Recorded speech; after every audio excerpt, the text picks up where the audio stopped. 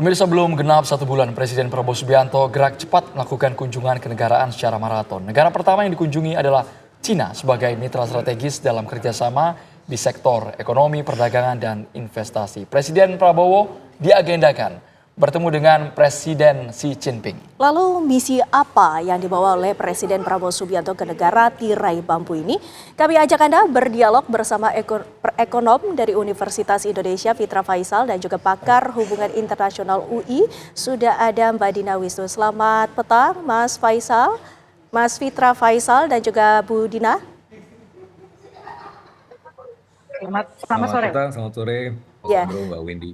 Ya, Mas Fitra, pertama kali saya ingin menanyakan, dalam aspek ekonomi, hubungan Indonesia dan juga Cina ini memang sudah erat yang kita ketahui. Anda melihat kenapa Prabowo Subianto memilih Cina untuk menjadi negara pertama yang dikunjungi dalam kunjungan kerjanya? Ya, ini sebenarnya secara rundown saja karena kita kan melihat bagaimana Pak Prabowo nanti dari China akan ke Amerika, kemudian ke Brazil dan Peru. Dan secara semantik saya juga melihat bahwa ini adalah cara untuk kemudian mendekatkan kembali teman-teman yang memang sudah besar-besar ini, dan tetapi di sisi yang lain kita juga ingin mendekatkan dua teman yang besar tetapi jauh. Karena semenjak tahun 2022 UNCTAD sudah mengkategorikan dua kutub besar friendshoring, berkongsi di antara sejawat antara Amerika Serikat dengan negara-negara Eropa dan juga China dan juga Rusia dengan juga teman-temannya. Sementara ASEAN dan juga Indonesia dalam hal ini berada di tengah-tengah menjadi titik konsolidasi, titik temu bagi kekuatan-kekuatan besar tersebut.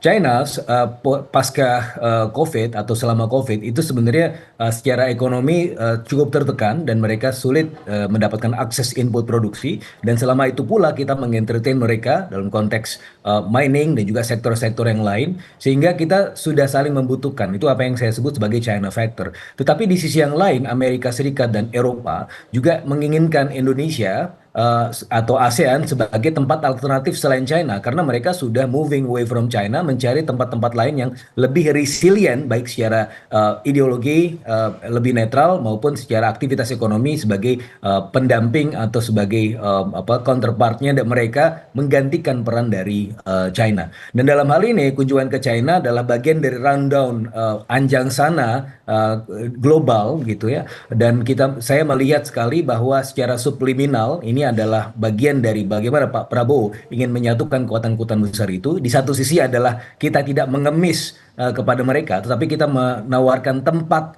konsolidasi buat kekuatan-kekuatan besar itu. Di sisi yang lain kita juga punya kepentingan pragmatis, Mbak Windy dan juga Mas Andro, bahwa dalam hitung-hitungan saya untuk mencapai target pertumbuhan ekonomi 8%, minimal 10.000 triliun for the next 5 years. Sementara yang bisa dipenuhi dalam negeri itu maksimum 3.000 triliun. 7.000 triliun berasal dari luar negeri. Artinya memang kita secara pragmatis memang membutuhkan juga peran atau kekuatan-kekuatan besar dunia tersebut. Ya salah satunya China yang secara dalam beberapa tahun terakhir memang secara gravitasi sangat dekat dengan Indonesia dan juga ASEAN. Tetapi dalam perbincangan dan diskusinya Pak Prabowo juga menyampaikan bukan dalam konteks mengemis, tetapi dalam konteks untuk menjalankan kolaborasi regional, dan itu juga sudah dijalankan dalam beberapa episode sebelumnya. Bagaimana kemudian Pak Sugiono juga kemudian sudah hadir di BRICS. Di sisi yang lain di bulan Mei kemarin kita sudah submit proposal ke OECD. Itu adalah bagian patron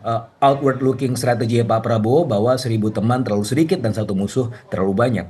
Baik Mas Fitra, bukan hanya Cina sebenarnya kekuatan besar, tapi Mbak Dina melihatnya, menafsirkannya kenapa Cina menjadi negara kunjungan dari Presiden Prabowo Subianto yang belum genap 1 bulan dilantik, Mbak Dina.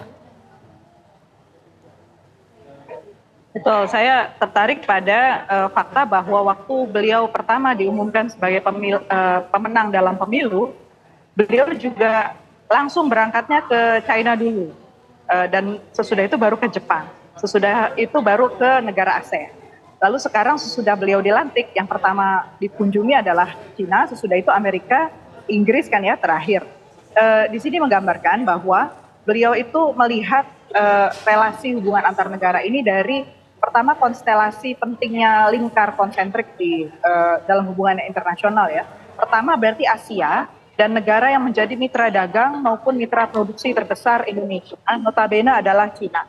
Sudah itu baru melihat angle geopolitik, di mana di situ Amerika Serikat dan Inggris menjadi bagian dari Indo-Pasifik kan ya, yang sangat penting untuk dimainkan. Dan beliau juga tidak melupakan aspek multilateral karena beliau berangkat ke G20 meeting juga ke APEC meeting.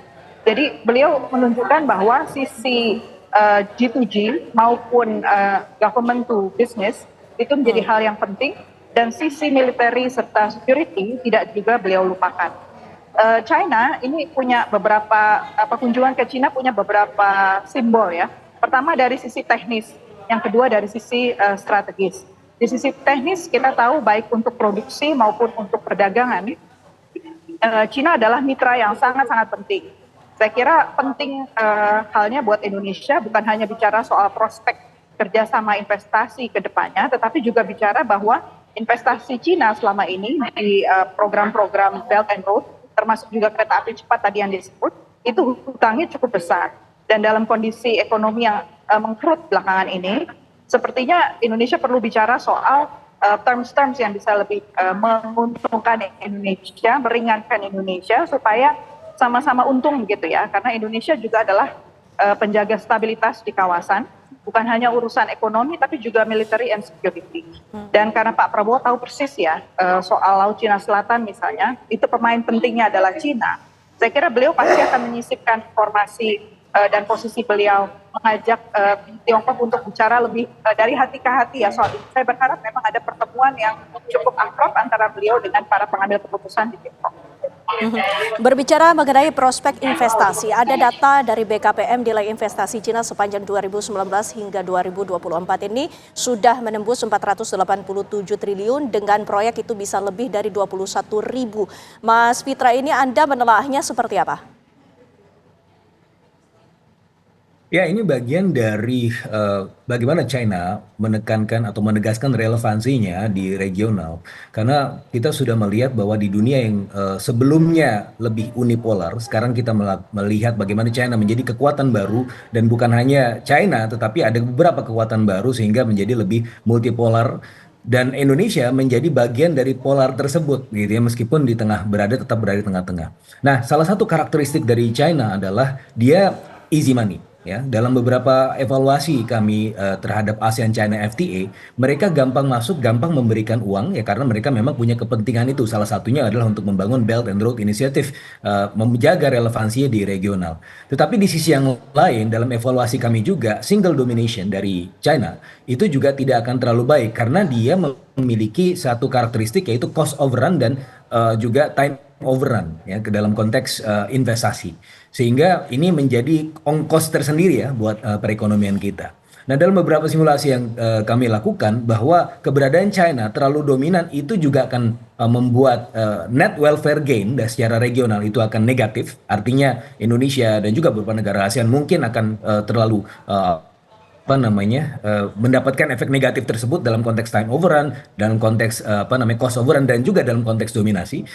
Di sisi yang lain ini juga akan menciptakan semacam crowding out potential investors. Ya, sebagaimana contoh-contoh anekdotal ketika ada investor asing ingin masuk memberikan inquiry, kemudian salah satu inquiry-nya yang saya dengar mereka cerita langsung ke saya bahwa di situ ada China atau enggak. Nah, ini adalah satu hal yang mungkin kita harus moderasi.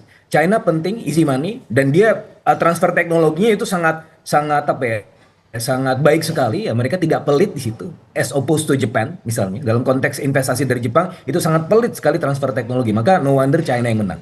Tapi di sisi yang lain ketika dia terlalu dominan itu juga tidak akan baik untuk regional. Sehingga kalau kita lihat perjalanan Pak Prabowo nantinya kan dari China kemudian ke Amerika Serikat, Jepang memang merupakan bagian yang sudah dikunjungi sebelumnya.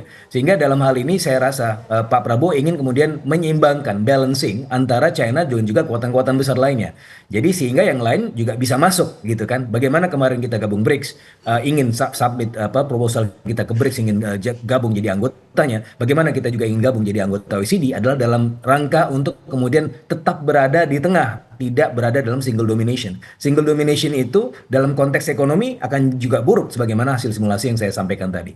Sehingga dalam hal ini mungkin Pak Prabowo dalam bahasa sederhananya, oke tenang saja kita akan tetap berteman dengan Anda akan merupakan teman strategis kita, investasi Anda tetap jalan dan bahkan akan tetap berlangsung. Tetapi kita juga membutuhkan keikhlasan Anda bahwa kita tidak hanya berteman dengan Anda, bahwa kita juga berteman dengan Amerika, berteman dengan Eropa, dan pada akhirnya semua akan senang karena ya semuanya berteman begitu.